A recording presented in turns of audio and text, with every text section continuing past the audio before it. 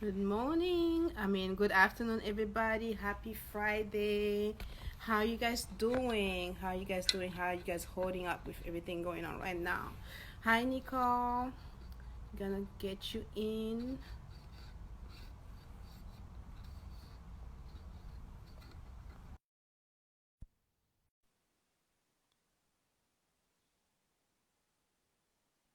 Hi, sis. I'm sure you are coming in. This network is kind of slow. We're gonna figure this out together. Hi guys, if you are just jumping in or if you are watching the replay, welcome. Today is another chosen moment. And today we're going to be speaking with my friend Nicole Ray. Um, as she come in, it is a little bit slow. I'm not sure why. I'm so hot. Hi Nali, welcome.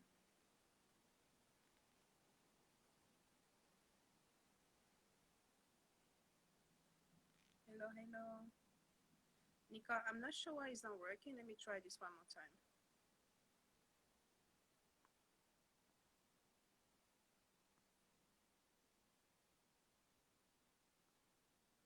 Can you guys hear me very well?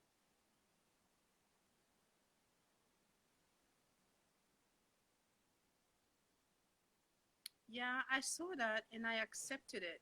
Hi, Hi sis, how you doing? I'm good. How are you? Good. You looking gorgeous. My Thank God. As you. usual. So do you. I'm doing right today. Good. How you feeling? I am good. I cannot complain. It's been a day. It's been a day, it's been a week. Um, it's been a couple of few months. I feel like hmm everything this year is just coming out and mm. up. Yep. But that's what has to happen, right? Yeah. That's what the word says. Yeah. It has to happen for hmm different reasons. I think healing is one of them. Major. That's major. Yep. Yeah. Healing I'm is one of excited them. to be here. Thank you for having me. Listen, we are happy to have you. And I know you've been like major with like Love Beyond the Wall, like for the past year or so. hmm So I'm gonna let you, introduce yourself, talk a little bit about Love Beyond the Wall, and then talk about Married Before Marriage, and then we're gonna Sure. expand from there. Okay, sounds good. All right, so hello everybody, and welcome to this broadcast, this moment in time where we're talking about healing and relationships and so many other different things. Who knows where we're going to end up in this conversation? But um, my name is Miss Nicole Ray, and I am the founder of Nicole Ray Ministries, under which is Love Beyond the Walls, and my book Married Before Marriage, among other things. So what Love Beyond the Walls is, it started as a radio broadcast, but it's actually so much bigger than just a radio broadcast. The intent of Love Beyond the Walls is to help people to get over their hurt and their pain. The Bible tells us that if we would uncover our sin and if we would confess our sin, we have the ability to take authority and take our power back over those things. And so Love Beyond the Walls is really just intended to help us all learn to love ourselves and others past spiritual walls, mental walls, emotional walls, and quite honestly, even physical walls. So that's what Love Beyond the Walls is. And, it's a matter of talking to people and hearing their stories. But it's also, me being able to share my story and share my heart and what God has done for me. Besides that, I also have my book, Married Before Marriage, which we'll talk more about today, which Okay. um, really came to me at a time when I was in a relationship and the relationship just was not healthy at all. And I was searching with God, trying to understand, like, who am I? What are relationships? Why relationships? Like, what is all of this? And in the middle of all of that, I found God and I was able to connect with God. And He began to just open up my mind to concepts that have been, I'm going to say it this way, concepts that have been perverted by society, Mm-hmm. because a lot of the concepts are not, they're not terrible concepts. Like, we'll talk about women independence. It's not a terrible concept, but it's been Yeah. perverted. So those are two things that God has allowed me to do, among many other things. And I'm just really excited for the opportunity to be chosen to do those things, but also the opportunity to be here. So I love the name His Chosen Sheep. I am one of His sheep, and He has chosen me to deliver Certainly. this message of love. So I'm excited. Certainly, certainly. And I love it because I think one of the things that we're trying to do through His Chosen Shape isn't only bring people into the awareness of their identity in God, and the purpose is not only like for all of us to actually learn who God is, but it's also to learn the character of God and Mm-hmm. to find ourselves while we're trying to learn the character of God so that we can um, deepen our relationship with Him and therefore with ourselves and with others. And this month of June is all about relationship. Like in May, we were talking about how to defeat the odds and how Mm-hmm. you make it out through the struggle. And I think after that comes a place where once you have emptied yourself from the past, you come to the place where you have to actually start to think about yourself as identity. Who am I? What am I called Mm-hmm. to? And relationship is an important part of the process of getting into purpose, Mm-hmm. having the right mentors, having the right, covering, having the right friends, the right circle, the right people around you. So we wanted to start this June series with you because I feel like your story uncovers a little bit of all of that, like Mm-hmm. how you went to search for God and then you discovered yourself in the process, and then you then from there redefine what relationship was for you. Either it was friendship or with marriage or all Mm-hmm. those things. So Yep. thank you for accepting from the invitation of coming and joining us. Yeah. So let's jump right in because we just have an hour and I feel like this is so much to say. How about you talk us through a little bit of your journey as a little girl? We read your testimony on the blog, and I think if you have not yet read Miss Nicole's testimony, you want to jump into the website at chosenshape.com.love. Sorry, the link is in the bio. You can go back after the live and read her testimony. She's coming from a background of a broken marriage, and she was trying to build a relationship or like partnership or marriage out of that lens. And then she had to like go through a whole journey with back and forth, discovering God, understanding who He was, and encountering Him through that Mm-hmm. car accident. And before she came into purpose, before she came into identity. Can you say it in your words? Hopefully, I kind of like resume that well. Yeah, you did. You did. And I think that it's interesting that we're starting this after your last month on defeating the odds. Certainly within our community and within many communities, really, a lot of us are trying to defeat the odds. And even in relationships, we're defeating the odds because the odds are against us right now for successful marriages and healthy relationships because and if we're honest, people don't really cherish and value relationships the way that they used to in the past. Like in the past, when the whole barter system existed, people valued relationships and friendships because that was how they exchanged goods and services based on trusting and knowing people. Now today, it's like whatever. If you don't like me, you don't like my opinion. Okay, well, I'm just gonna cut you off. And so relationships, right? Like we're in a place right now where we're defeating the odds simply by having successful relationships. That's very So true.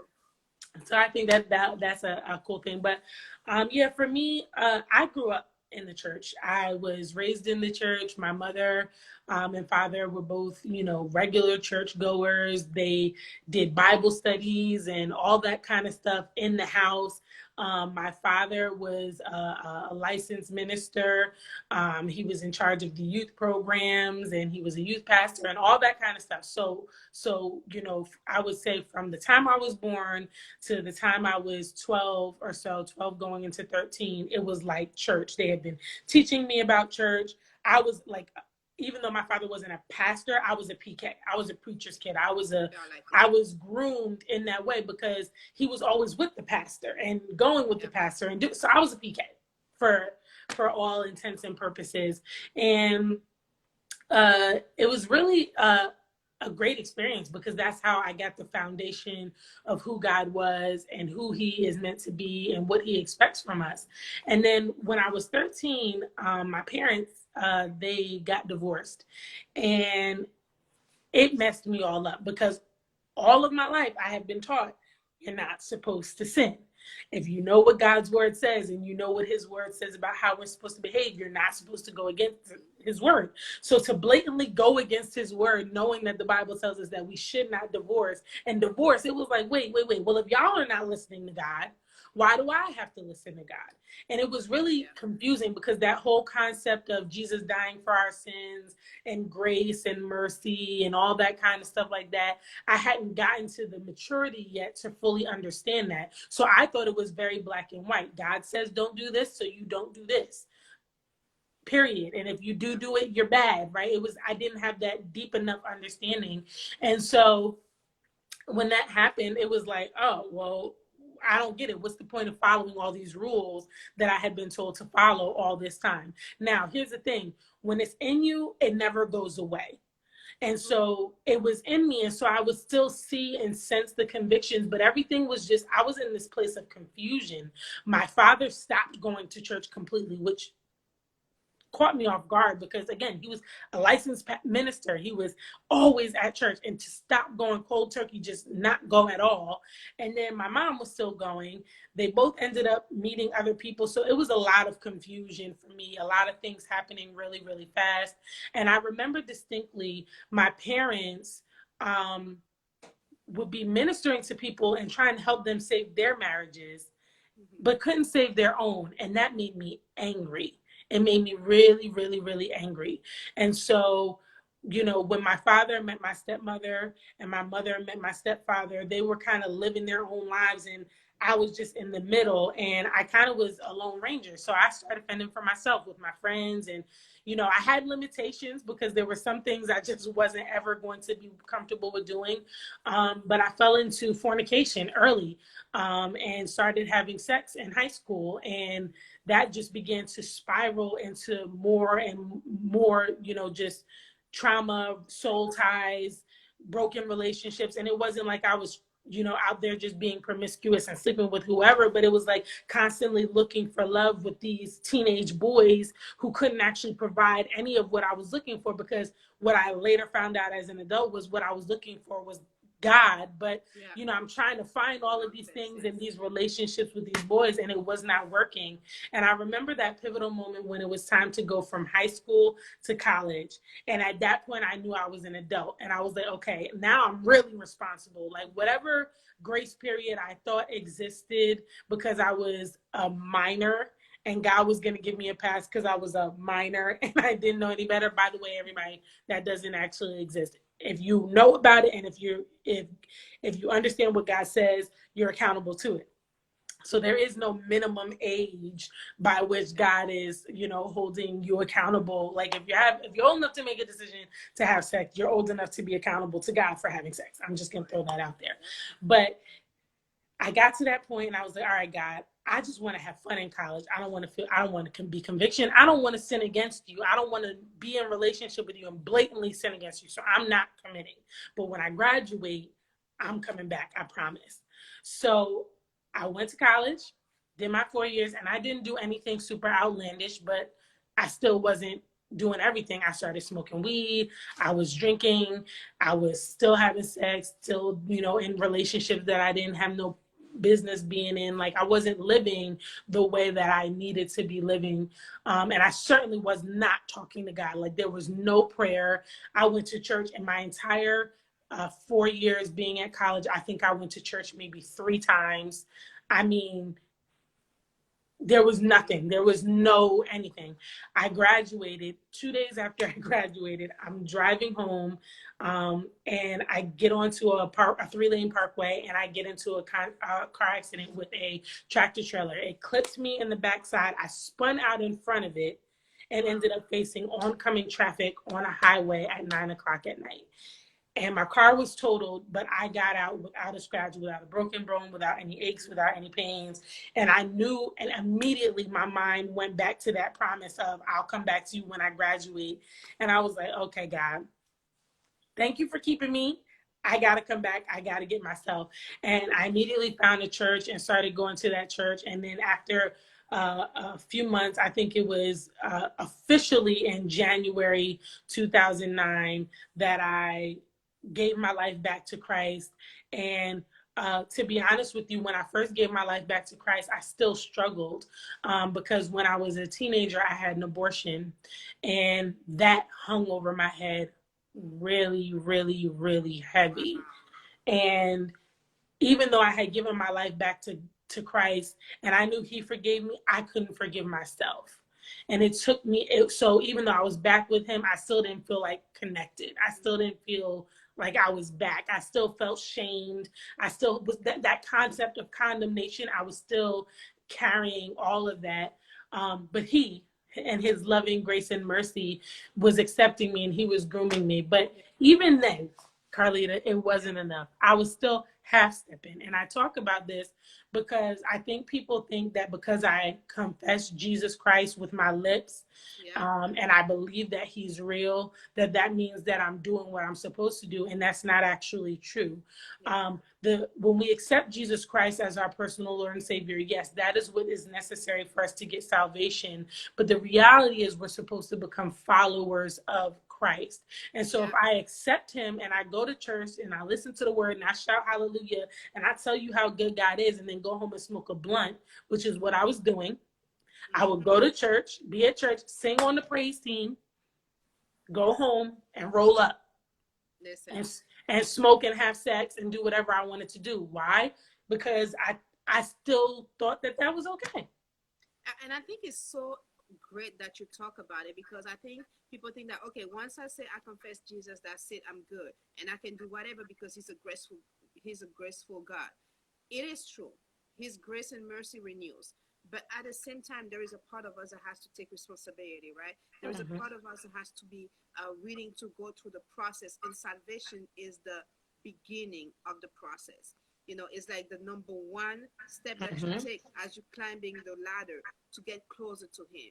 So it is so important that you talk about that. And if you guys are watching this on live or on the replay, please feel free to share, because I think it is important for us, especially when we are in a season of singleness and we are, waiting for God. After we've sinned and before we knew him, we've been through so many things, and we decide to come back to him. There is like this feeling of like, oh, I'm missing something because of the loss that we've known, because of us looking for things in place, love for, in places where he was not, because, and the thing is like, we've been there. We know what it tastes like, and we feel that like sometimes that lack of like, ooh, like I want to do this, compared to somebody who has never tasted it, never been there, and who has always kept themselves. It's harder for somebody who have done it, but God is good. He'll, if you decide, he will hold you through the process. But like, it is a process, and we don't always want to go through the process. It is like, we want the end result without having to work for it. And it's great that you talked about that. You hit the nail on the head, because as you were talking, I was thinking faith without works is dead. When you accept it and when you confess it, that is your faith being displayed, but you still have to do the work. Like you said, it's a process, and you still have to do the work. And that's where I was at. I was in a process, and I thank God because he's a gentleman. And he allowed me to go through my process. And it's so funny because it's like you end up doing certain things and you try to make it biblical. Like, oh well, God created this, so it must be all right. Oh my God, like, I love that part. You try to make it biblical. True. We try to justify, instead of just like repenting and moving on. Yeah. And I also like the fact that you talked about like forgiving ourselves, because most of the time God has forgotten once we repented, but we are still living in it because the devil tried to make us feel like, oh no, you are still like guilty. But Mm-hmm. no, you have to come up with like, oh no, Jesus died on the cross, and as soon as I repented, the sin is gone. But the thing is, like, once you do that, you have to make the choice really to turn from your old ways and not go back doing the same thing all the time, because then it becomes like a cycle. And Mm-hmm. that's where having the right people around you, having friends and accountable people that you can be accountable, that can hold you accountable for the choices that you have made, is Mm-hmm. also important. So how have you walked your way out of there, from the car accident to now being married? I mean, to meeting your the one Mm-hmm. who became your husband, and Mm-hmm. now, like, how did you manage to go through that process? What was it like? Yeah, so I'll say the one thing I got really good at from a young age was picking good friends. So I've never really struggled in the area of friendships. Yeah. I have quite a few friends that I've had for a long time, but the area that I struggled the most in as a result of my story and my trauma was in relationships with the opposite sex. When my parents got divorced, I decided, I was like, oh, I'm never getting married. Like, it's not ever happening. And I would say it, like, I said it with conviction. Like, I would talk to people and they'd be talking about marriage, and I would be like, I am not getting married. And my mom would be like, well, I want grandkids. Okay. Everybody else out here having babies, you gonna get a grandbaby. I said, I'm not getting married, but I'm definitely gonna have kids. Like, I'm not getting married. I'm not getting married. I'm not getting married. And I believed it, and I was like, I'm not, nope, nope, nope, nope, nope. But then Mm-hmm. um marriage got cute to me, not because of what it was intended to be, but because I wanted a ring, and I wanted a wedding, and I wanted a dress. Not the relationship. I wanted all of the things that came with the relationship. And it was like, oh, well, if I'm going to be dating this person, I might as well get a ring and all that kind of stuff. Yeah. And so I was in a relationship with someone, and I wanted to be married to them for all of the wrong reasons, because I didn't, first of all, I didn't even know what I wanted, to be honest with you, because I didn't know who I was. I didn't know what my values were. I didn't know what my needs were. I Mm-hmm. didn't know. I was making all of my decisions from my place of pain. I knew what I Yeah. didn't want, and what I didn't want was the risk of getting divorced.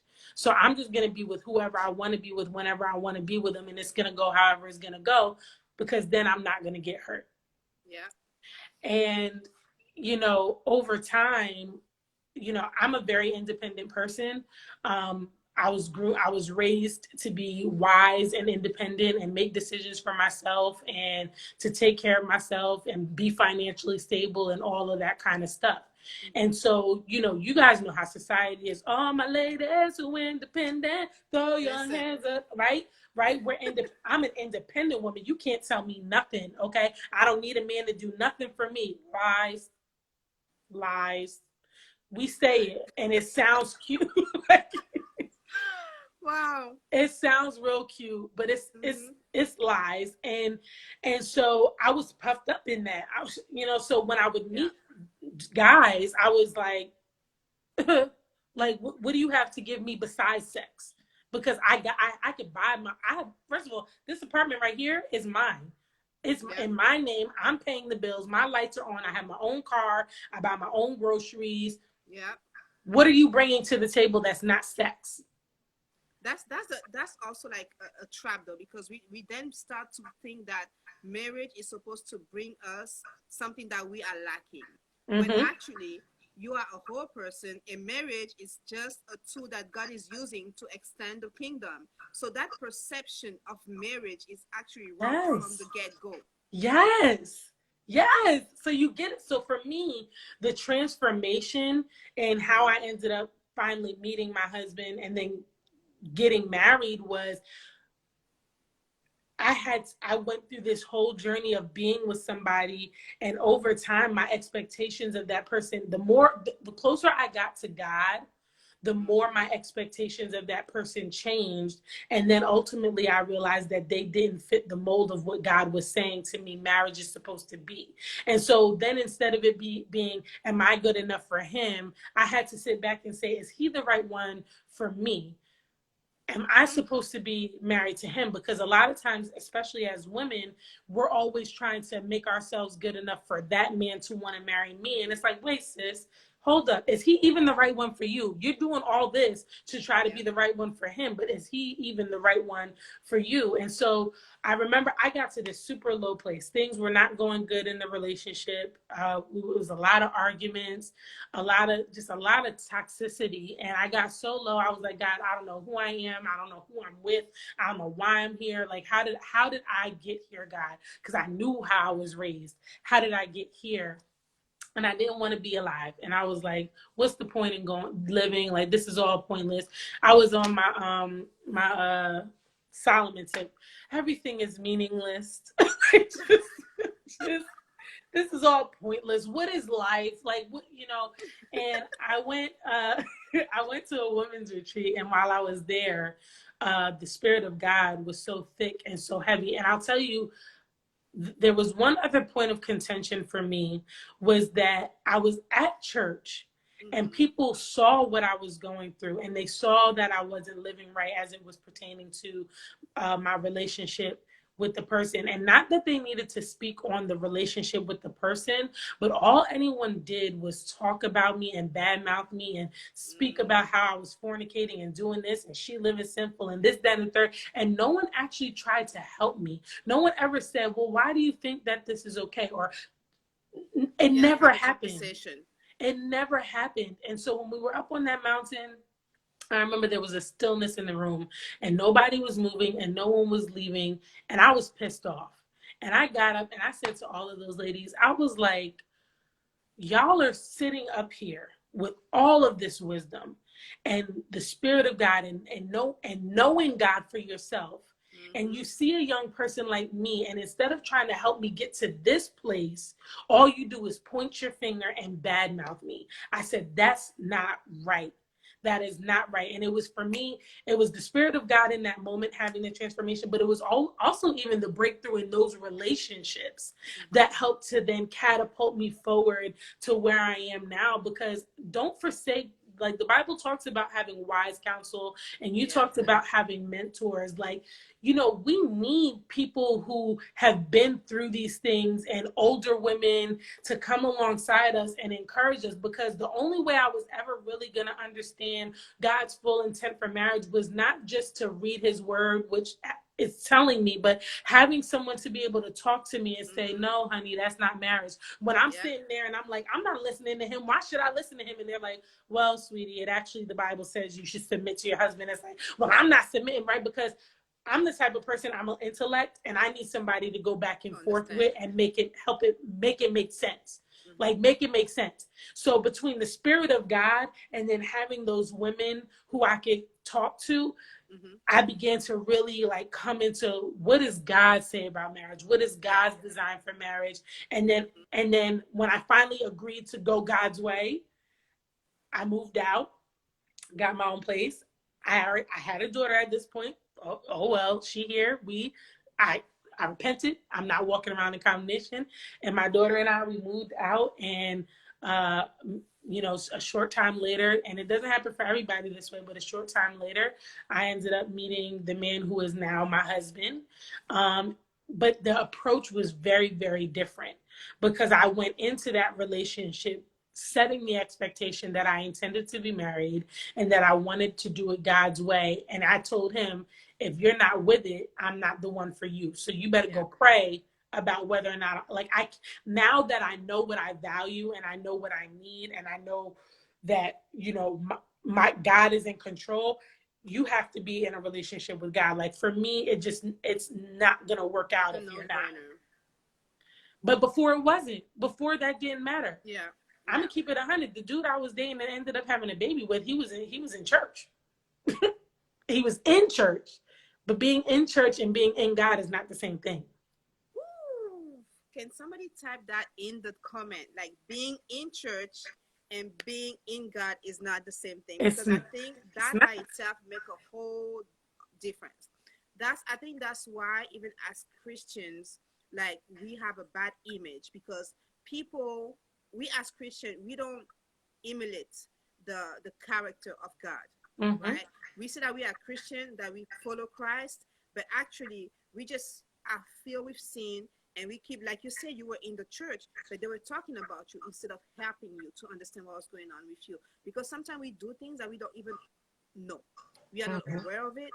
We don't even like notice that we have like bitterness, wounds, and different things that are going on with us that push us to live or to have like certain reaction to things that are coming from outside. Mm-hmm. So I think like you know like reconciling the idea of like being in God versus being in church is a huge thing. Like even for us as Christians to come into an awareness of like you can go to church 10,000 times every day, but if you are not having a relationship with God, it doesn't matter.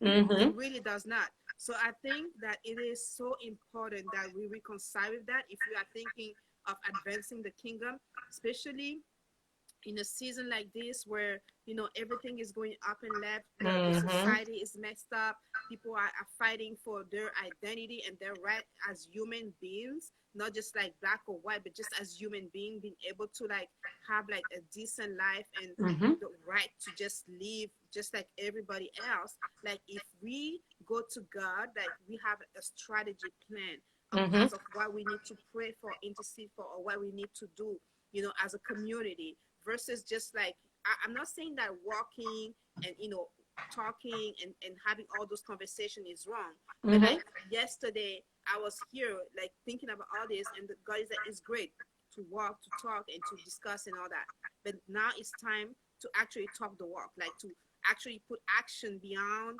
all those things and make like clear Yep. requests and start like as black people really supporting one another.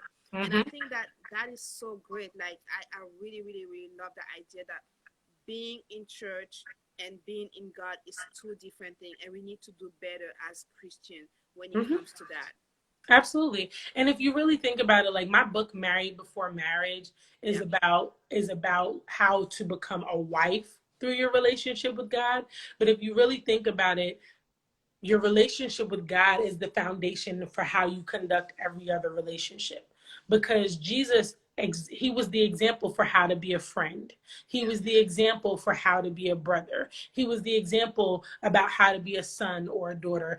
It's also the example of the bride and the church being the bride and him being the groom. Like he is the example for every single type of relationship. Very So good. I spoke specifically about learning to become a wife through having a relationship with God. But your relationship with God is going to teach you how to conduct yourself in every single relationship. If you look in the Bible, it tells you how you're supposed to behave with your friends. It tells you how you're supposed to behave with your enemies. It tells you how you're supposed to behave with your parents, your children, your spouses. It True. talks about everything. So God is the foundation of every single relationship. And if you don't have a relationship with God, it is really hard to have relationships with anybody else, because it's through your relationship with God that you learn grace. It's through your relationship with God that you learn love and mercy Yes. and joy and peace and all of those other things. And if so all of the fruits of the spirit that the Bible talks about come from having a relationship with God. Yeah. Without the relationship with God, it's really hard to bear the fruit of kindness. It's hard to bear the fruit of being graceful and understanding that, you know what, we all fall short. Yeah.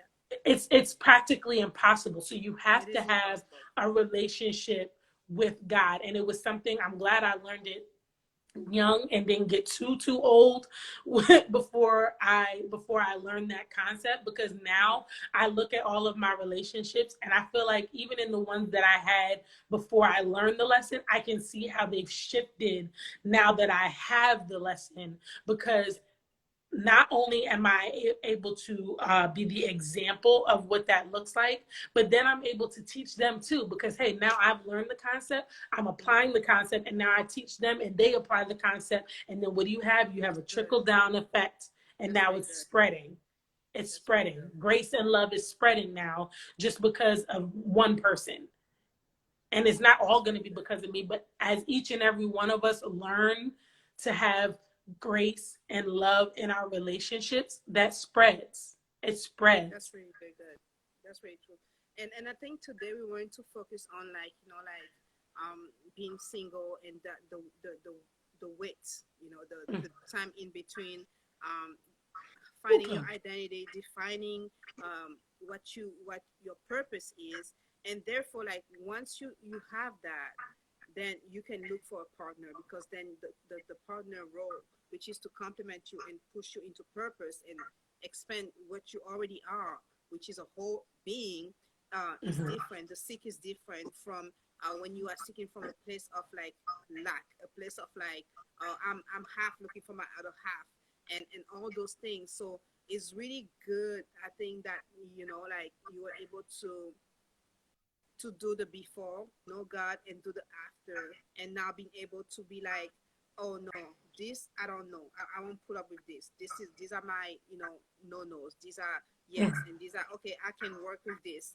And I think like most of the time as singles, like, we question, if it is a good thing to ask for God for, like, this is God, this is what I'm looking for in a man. But like, and for me, like, I know, for example, like, a lot of people around me, like, shall we ask for God, like, here's my list, God, like, what about this? Or shall we just say, God, I know what's best for you, what you know that what's best for me, and I trust you. Because I think, like, let me put it this way: when you are God, He knows what you need, right? And Mm-hmm. because you pray, you also know what He knows what you are attracted by. God is not going to give you a snake.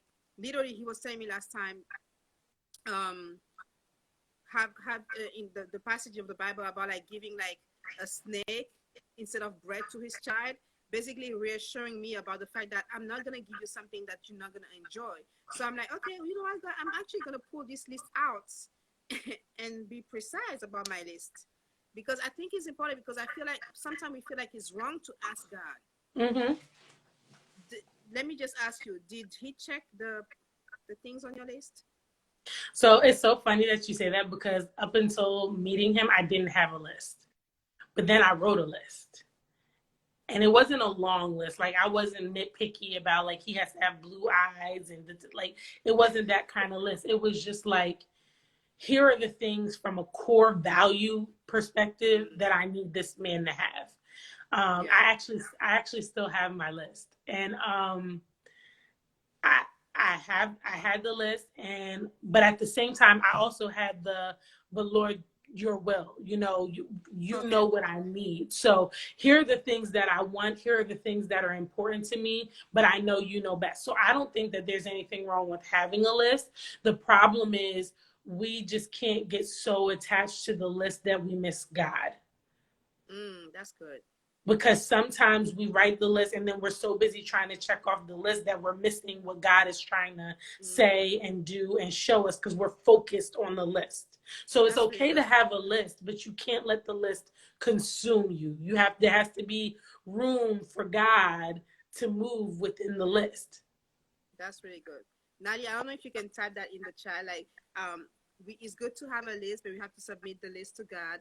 We can't be Mm-hmm. too focused on the list and then miss God.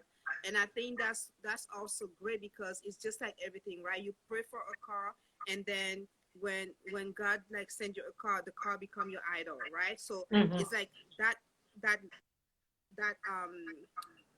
between God and our will, and what we wish for, and always like submitting all that back to Him, right? And knowing that, Mm-hmm. okay, this is what I want, but this is yours too. So I don't want this to be more important to me than my relationship with you. So that's really, really good.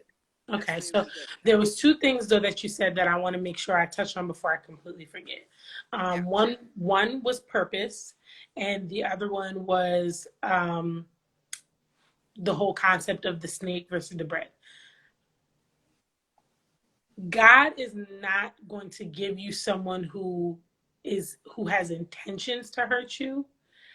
However, He's going to give you a human, and because they're human, they're going to make mistakes, and they're going to do Mm, things that hurt you, and you have to be grounded enough mm, in your relationship with God to know that it's yeah. still God ordained, even when it don't look God ordained. Because Mm-hmm.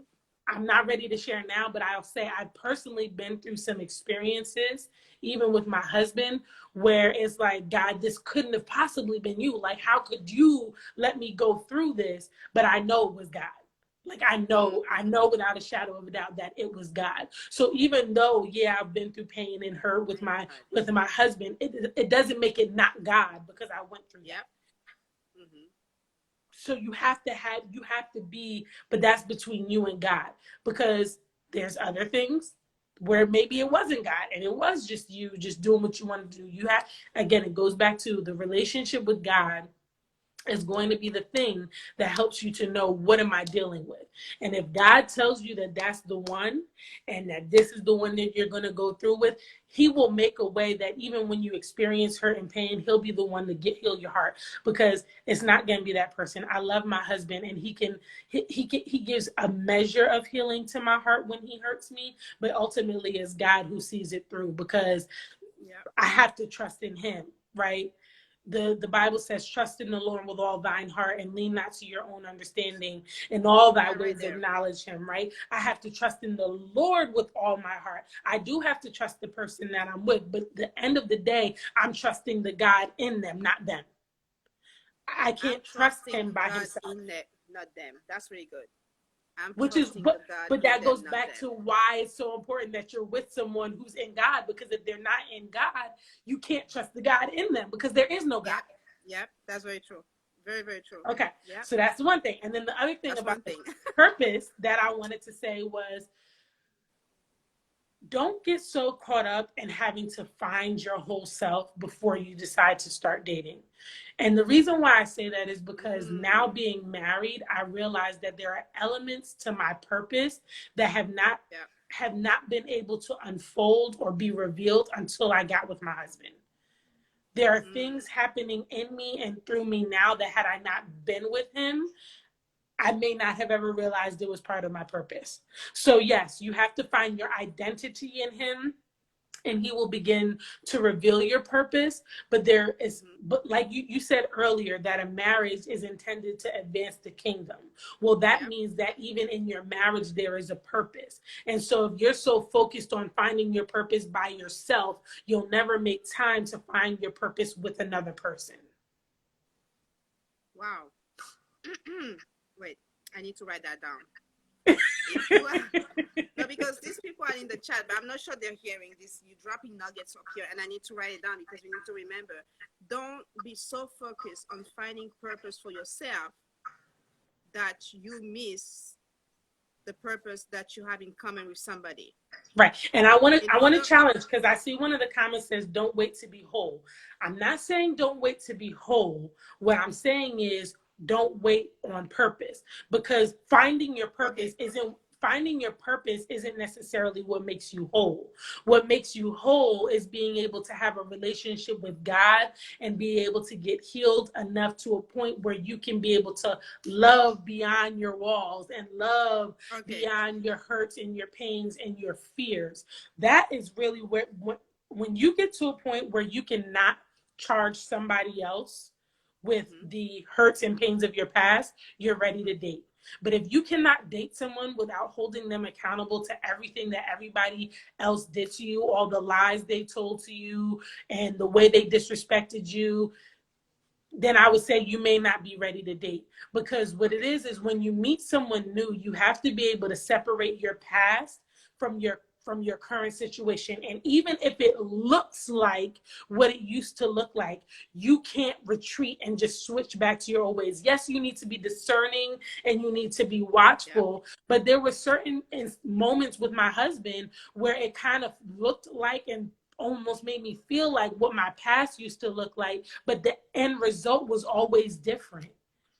But if I was so afraid of seeing something that looked familiar and I ran or broke the relationship or cut it off, I wouldn't be able to get to the place I am now. Here's why that matters. Even all of your broken, messed up relationships have been preparing you for your next. They have been preparing you for your spouse. So you may look at the things and the pain of your past and you just try to forget them and you want to never experience it again, but you have no idea how it may be setting you up for your moment right now. That's true. That's true. And so, you can't make that person pay for the mistakes of someone else. So if you're not whole enough to not make someone else pay for someone else's mistakes, no, you're not ready to date. But if you Yeah. can date knowing, hey, I've been hurt, I've been through some stuff, but I'm not going to put that on you, go out there, meet somebody. Hey, it might even be part of your healing. If I'm honest, my husband was part of my healing process because he was part of showing me that all relationships don't have to be what I was in. Yes, sir. He Yeah. was part of I get it. he was part of changing my mind. Yeah. And even I had conversations with him where, you know, he had relationship revelations, I had relationship revelations, and we shared the knowledge, and that's how we got to this moment right here. So I'm not gonna say wait till you've got it all figured out and then date. That's not the right thing. But do at least make sure that you can, you know, That you are healed. I won't say yeah. like whole, because wholeness is a whole process and it's continuing, but like make sure that you are healed from your past. Make sure that whatever used to hurt you in the past is no longer something that keep being repeated, you know? Like make sure that you are not going in the next bringing, you know, some residues from the what was before, from the past, and that you are not like always like, you know, ruminating and all those things. So yeah, healing is important to get into, even like, you know, thinking about like dating somebody. Yeah. Mhm. If I could just say, I think what matters most before you start dating, especially if you're looking to date towards marriage, is identity. Because It is. when you don't have identity and you don't heal enough to get to your identity, not your purpose, but your identity. Who am I? Yeah. What matters to me? What do I value? If you don't get to that place, then what happens is you end up dating someone to try to find yourself. Yep. You have to, at a bare minimum, when you're dating, you should have identity. Who am I?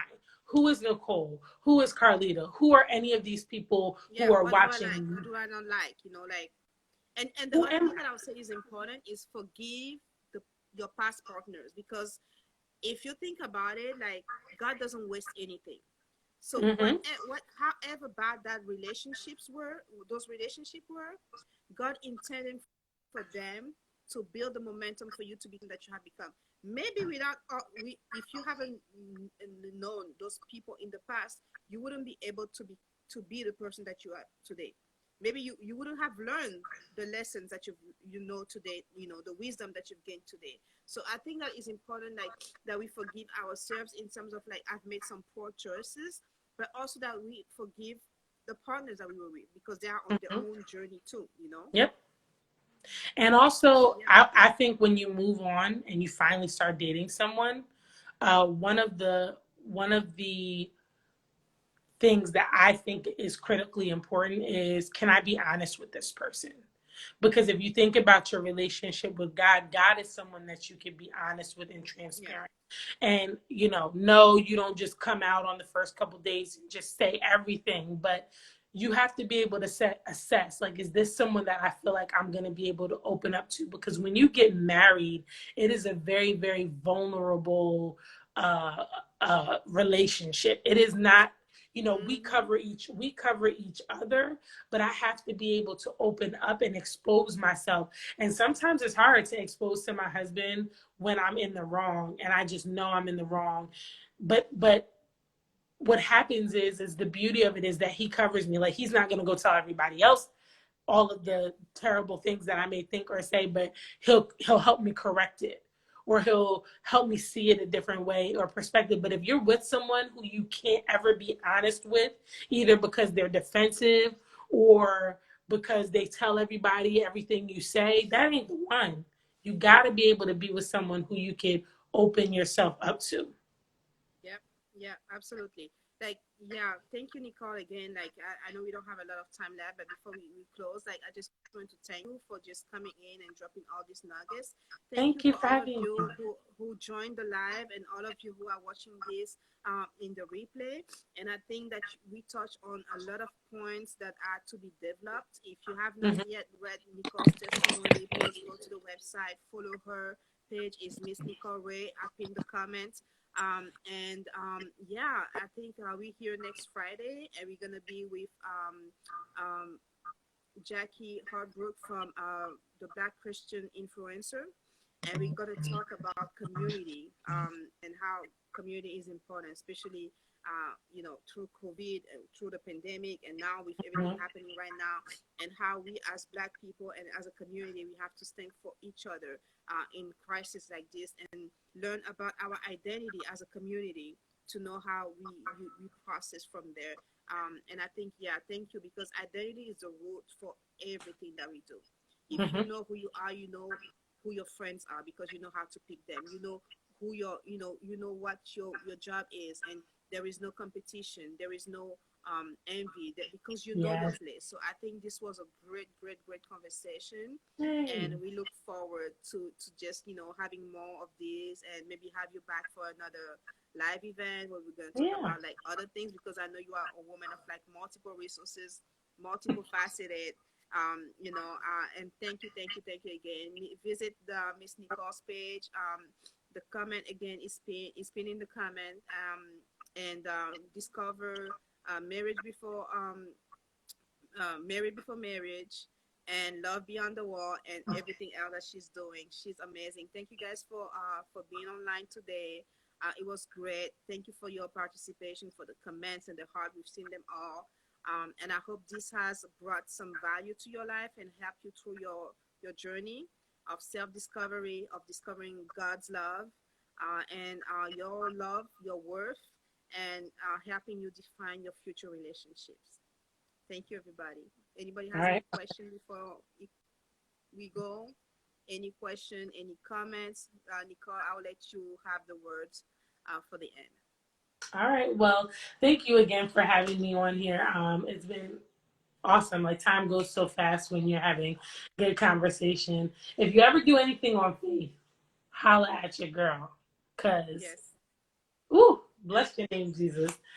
He has done some mighty things in me to help me build my faith. And that is one of the things through my ministry, through Love Beyond the Walls, through Married Before Marriage. I want to help people cultivate their faith and get closer to God and go deeper, and believe Him for bigger. I want us to get beyond the place of just believing Him for the simple things, the basic things, and Yeah. believe Him for bigger, because God wants, the Bible says, Jeremiah 29:11, I have plans to prosper you, not to harm you, a plan to bring you into a future, right? So we have to get with that. We have to get with that. So you can follow me at Miss Nicole, right? I have music. I have a song called Stand Firm and Hold. I sing, I pray, I I do a number of things, but it's all to Multifaceted. get you to just know God. And I really do it all from a place of getting you to know God through my lens, through my pain, through my trauma, through my experiences. I want you to get to know God. And if you relate to any of it, that's great. But I just want everybody to know that you do not have to live broken. Jesus did not come and die for our sins, for us to walk around broke, busted, and disgusted.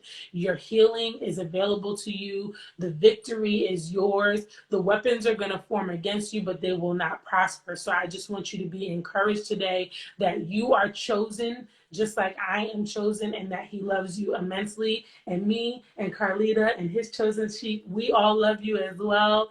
And we just want you to go forth in Him, know who you are, and know that you are loved. Thank you, guys, and we will see you next Friday with Jackie Hardbrook, the educator from the Black Christian Influencers community. All right. Bye. Thank you, Nicole. Bye. Bye, See ya. everybody.